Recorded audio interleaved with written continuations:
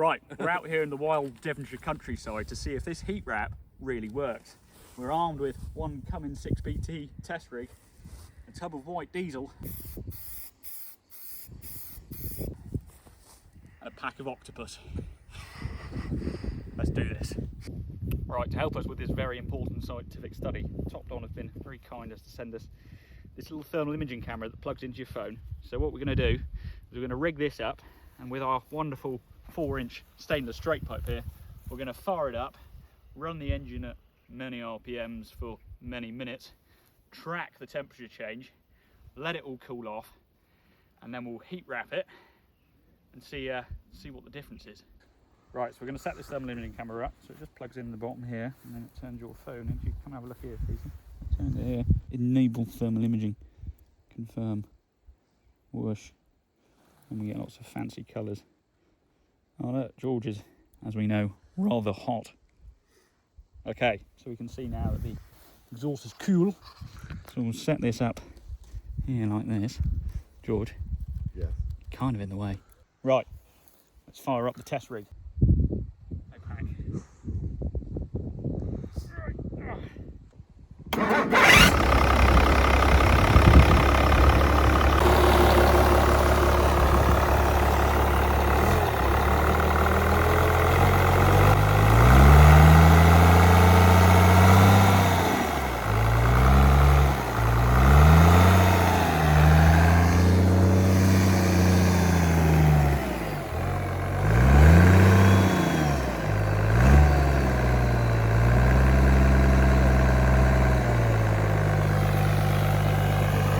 Set time for 10 minutes.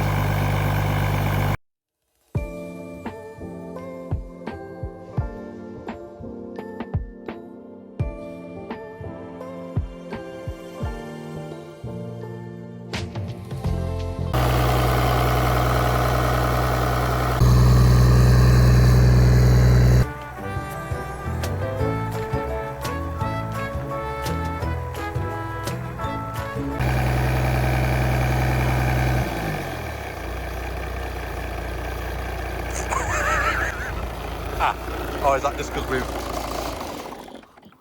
Why didn't that stop?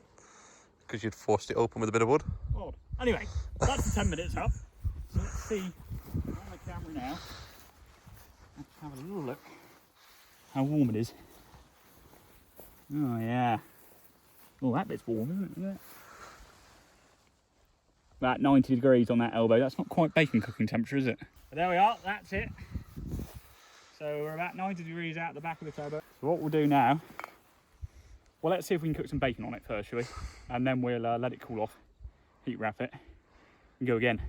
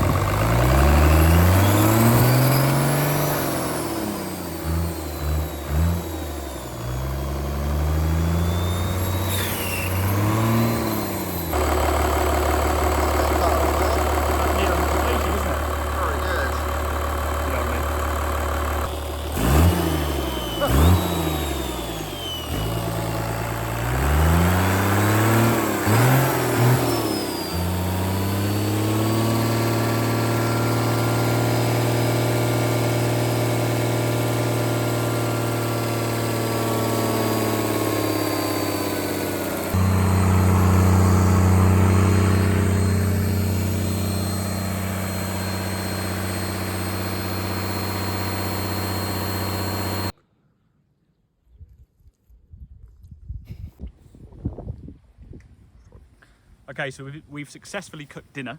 We're going to finish eating our final bit of bacon here, and then we're going to allow the engine to cool off overnight, and in the morning we will heat wrap the exhaust, put on our little turbo blanket, run test again, and See what we find out. Right, so while we're waiting for the engine to cool off, we found another very important use for the thermal imaging camera. You come around here, Peter. See now here, with the naked human eye, that could be 4 full cans of beer. It could be 4 empty cans of beer.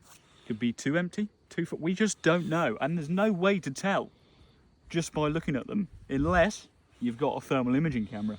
You see here now, those 3, clearly they're full, and that one's empty. You see? Look at that. There's just, the possibilities of this tool are endless. Right, so it's a new day. We're back out in the field, and we're now working on getting our big stainless straight pipe heat wrapped.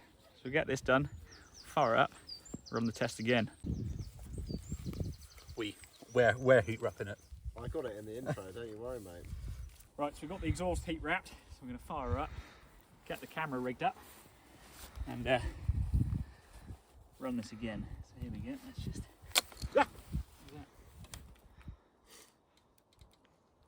Fuel.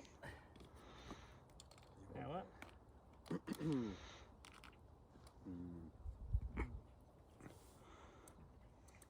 Right on the hole.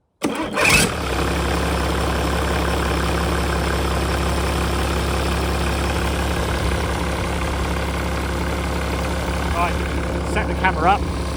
We'll see you in 10 minutes.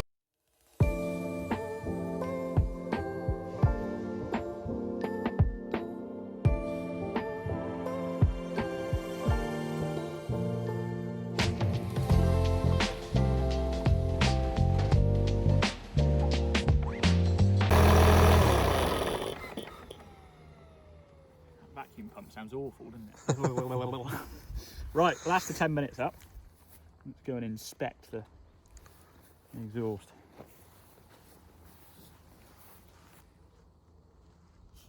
It was about 35 degrees last time, wasn't it?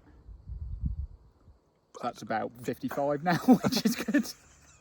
So it's really kept the heat in. Yeah. The bit that's not wrapped seems to be colder than it was last time. I think that bit is actually cooler. That elbow's a bit cooler. That's at 58, so I think that was like 60.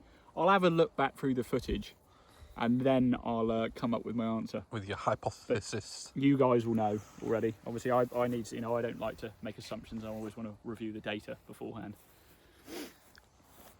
Oh yeah. Yeah, no, that's definitely way hotter. Turns out we may not be the most professional scientists. So I've just been through the instructions for this camera, and turns out for different materials you've got to put in different parameters. So I had it set to wet soil, which could be why it wasn't quite so accurate on the readings. So it's nothing to do with the camera, it's mainly a bit of driver error. But there we are. I think, we've learned plenty today, and you don't want to learn too much too fast. We're going to wrap up for now, and we're going to pack this away, head back to the workshop, and then I guess at some point we're probably going to have to put this back in the Daimler. But thank you, Topdon, for sending that over. I think that's going to be quite a useful tool. The thermal imaging camera is actually quite good for many things. Damaged bearings, you can spot them compared to other ones, just looking at the temperature. I've used it before for diagnosing cooling systems. When you've got a plugged radiator, you'll just see like one hot strip through it. So I'm sure we're going to be able to use this in the future. And if you want to get one yourself, there'll be a link down in the description for a little discount code. But thank you for watching. See you again next time. What happens when you feed a Cummins an octopus? Oh no.